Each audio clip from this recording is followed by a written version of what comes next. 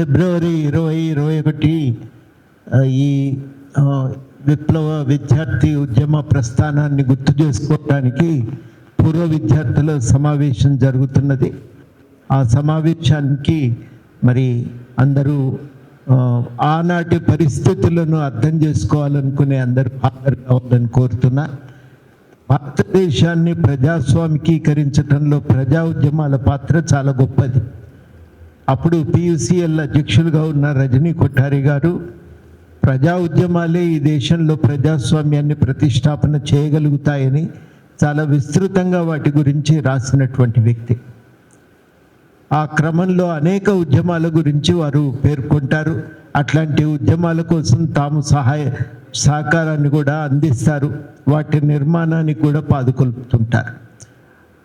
అట్లా పెంపొందినటువంటి ఉద్యమాలలో విద్యార్థి ఉద్యమం అనేది చాలా కీలకమైనది. చాలా మన రాష్ట్రంలో అయితే మొదటి దశ తెలంగాణ విద్యార్థి ఉద్యమం అది విఫలమైన తర్వాత ఒక అసంతృప్తి విద్యార్థుల్లో చాలా పెద్ద ఎత్తున ఉండేది. మేము అప్పుడప్పుడే డిగ్రీలోకి ప్రవేశిస్తున్నాం. ఆ విద్యార్థుల్లో ఉన్న అసహనం, కోపం మేము ప్రత్యక్షంగా చూసినటువంటి వాళ్ళం. నాయకులందరూ ఇంతే అనే ఒక అసంతృప్తి ఉండేది. ఆ సమయంలో ప్రజలు విద్యార్థులు వేసుకున్న ప్రశ్నల్లో నుంచే రకరకాలైనటువంటి ప్రత్యేకించి RSU PDSU లాంటి సంస్థలు ఆ రోజుల్లో ఆవిర్భవించడం జరిగింది. ఆనాటి సందర్భాన్ని కానీ ఆ తర్వాత వాళ్ళు నిజాయితీగా చేసిన ప్రయత్నాన్ని కానీ అవలోకనం చేసుకోవటం అవసరం.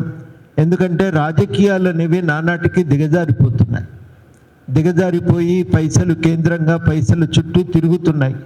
ఈ పైసల చుట్టూ తిరుగుతున్నటువంటి రాజకీయాల్లో ప్రజల పట్ల మళ్ళీ కొంత నిబద్ధత పెంచేటువంటి లక్ష్యంతో ఆనాటి అనుభవాలను గుర్తు చేసుకోవటం చాలా అవసరం.